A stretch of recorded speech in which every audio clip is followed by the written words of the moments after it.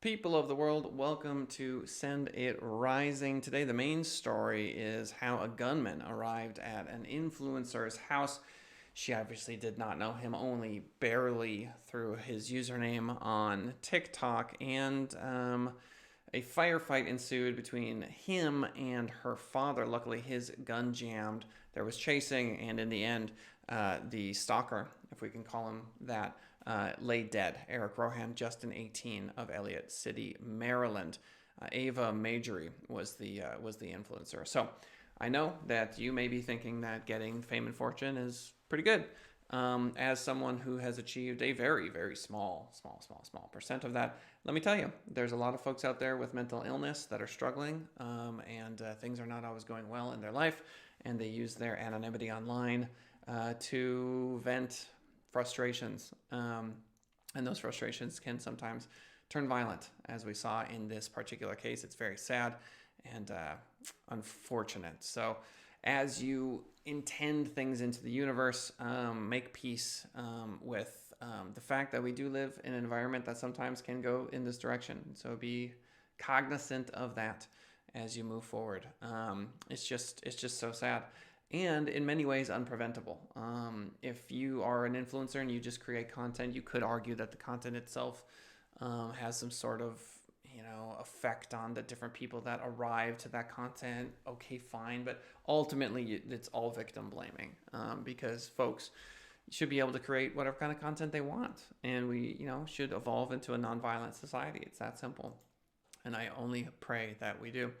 Twitter is adding a new regional focused payment option. And so basically what they're trying to do is get you to create content on Twitter so that when folks tip, they get a percentage of that tip. And obviously you do too. But Twitter, YouTube, Instagram, TikTok, they're all fighting for you to work for them. And let's be very clear about that. You are the content creator. They simply have the platform itself, which is no easy task to keep all that data running smoothly, to keep the sites up, to absorb the impact of all that information that people are uploading constantly. That being said, it's still just a website. And so the creator has the value. You have the value. So yes, there's a new way for folks to get tips, but whoop-de-doo. Speaking of which, YouTube is really trying to get into Reels. And by Reels, I mean Instagram Reels. TikTok is essentially Instagram Reels, and then you've got YouTube Shorts. YouTube Shorts are an attempt by YouTube to get into that flip up the video market. They are giving prominent space to Shorts in YouTube search now.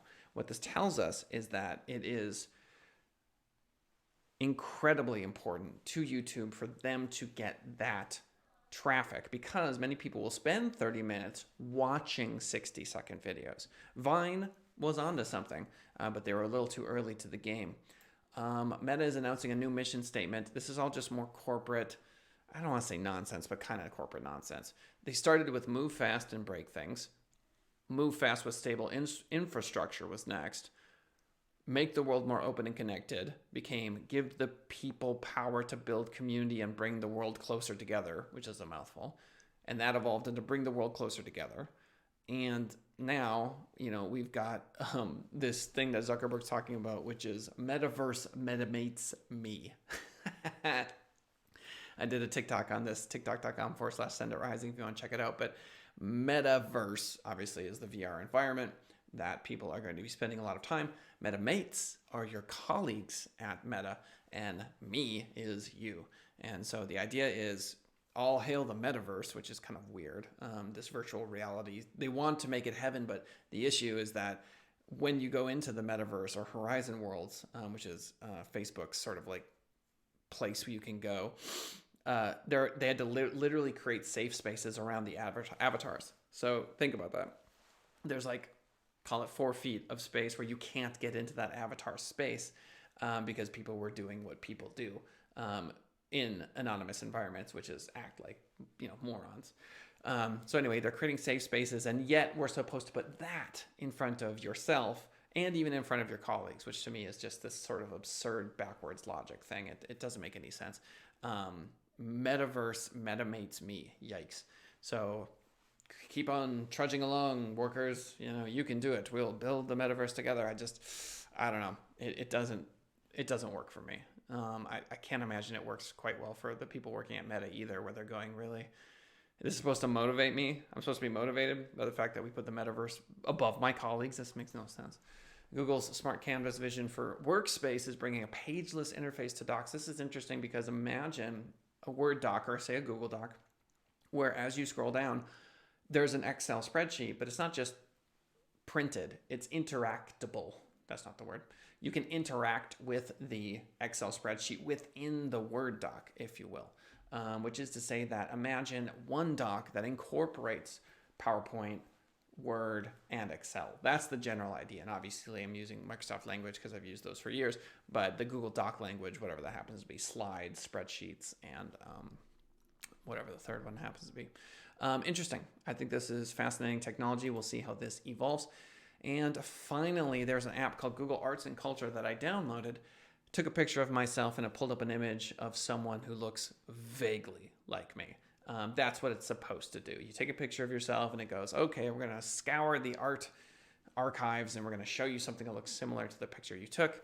Theoretically, it's interesting and it works okay. I took a picture of a chihuahua. It gave me a picture of some old greyhound. Not the best. Took a picture of myself. I did not think that the photo it returned to me looked like me. But if you want to check it out, Google Arts and Culture app. Let's recap.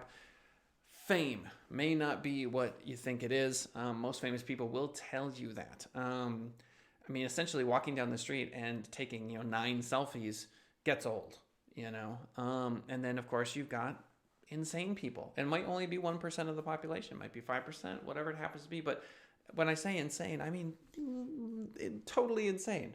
These people exist. They invent things. They lie about everything. And then they can turn violent at times. You just never know what you're in for. And so, unfortunately, this is a reality of fame. And so if that's something you are pursuing, that's something to be cognizant of. And stories like this are sober reminders of that reality. Twitter wants you to become famous, and they want you to use Twitter tips in order to do that because there's very little liability for them, and they make all the money. So they're finding new ways for you to get money there. YouTube is going all in on shorts. They're giving it a lot of good real estate. Shorts, of course, are like TikTok and Instagram Reels. And Meta announcing a new mission statement as it looks towards the metaverse. Yeah, don't really care. Google's got that new page layout, which is interesting. And then finally, Google Arts and Culture app using AI to try to connect some of the art from the past to your life. There you have it, ladies and gentlemen. That's the show for today. Thank you so much for swinging on by. I appreciate it. And we'll catch you next time. Bye for now.